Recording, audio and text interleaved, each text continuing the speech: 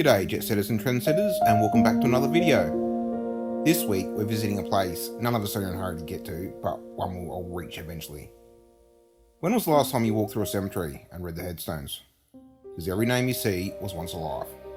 Some lived for decades, others only days or even hours. Today is all about cemeteries. More than 170 years ago, the first settlers arrived on the volcanic plains we now call Mt Gambier. And with every new town comes a final resting place. Hidden among parks, gardens and quiet streets are the cemeteries that hold the stories of the people who built the community. Some graves belong to pioneers, some to children lost too young, and others to family whose names still echo around the limestone coast. Today we explore the cemeteries of Mt Gambier and the stories buried beneath the stones.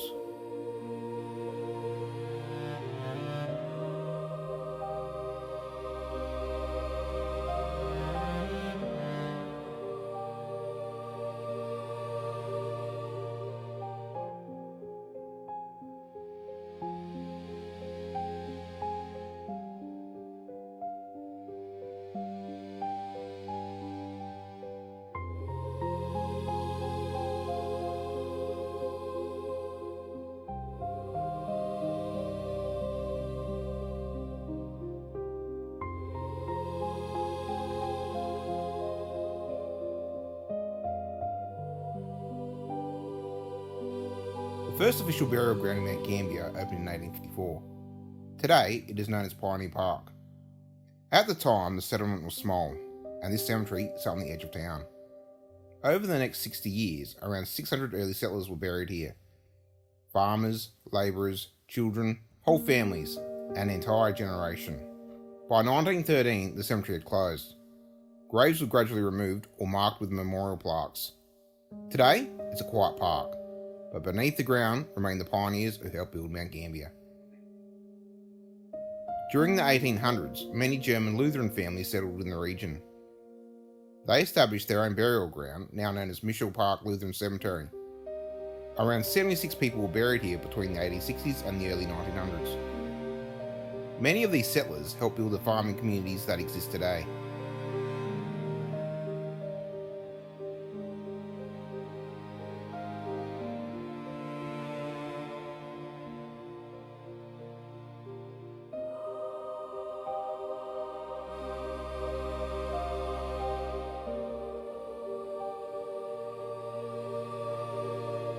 As the town grew, a larger cemetery was needed. In 1868, Lake Terrace Cemetery was opened.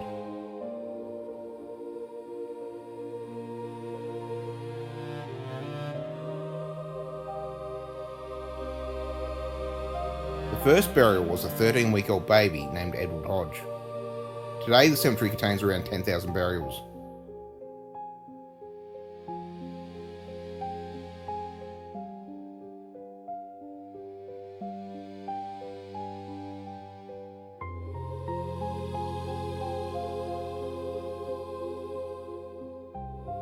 Walking through its rows is like walking through the history of Mt Gambier itself.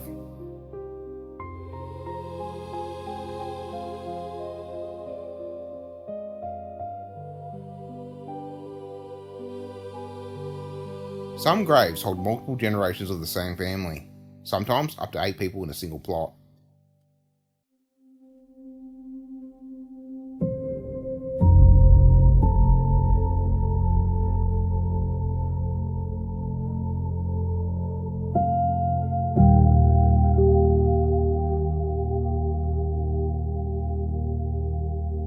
And southern light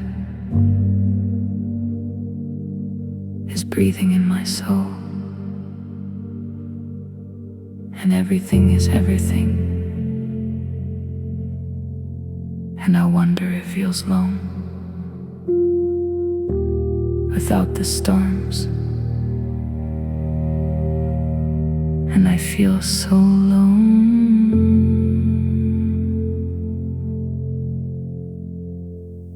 I see your face in my sight,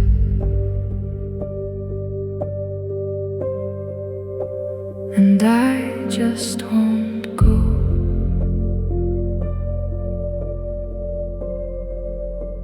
And I just won't go. and I just won't go.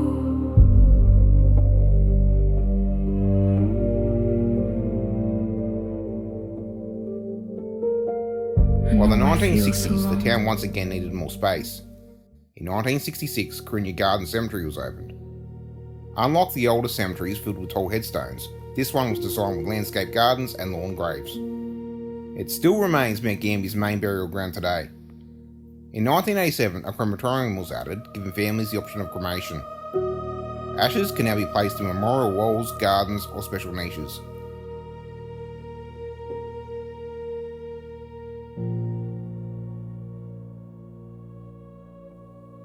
Since then, thousands of locals have had their final farewell here.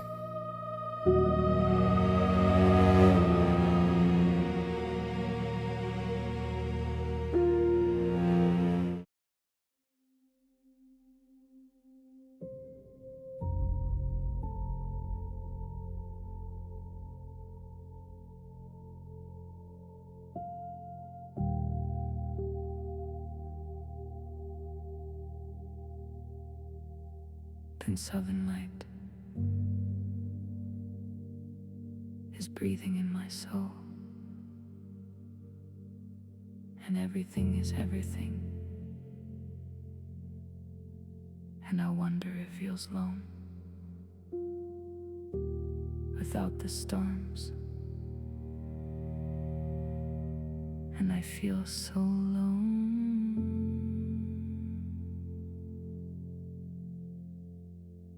I see your face in my sight.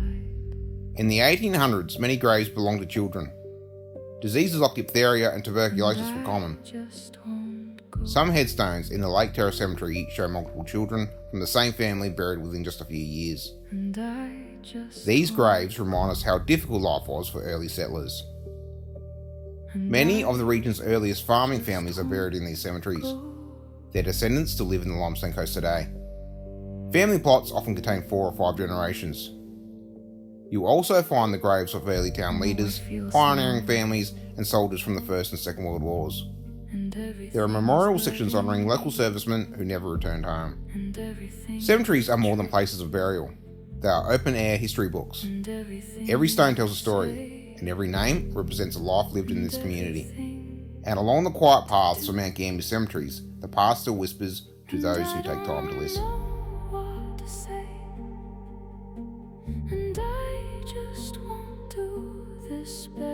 This video was filmed in the utmost respect for our loved ones who have passed. May they all rest in peace.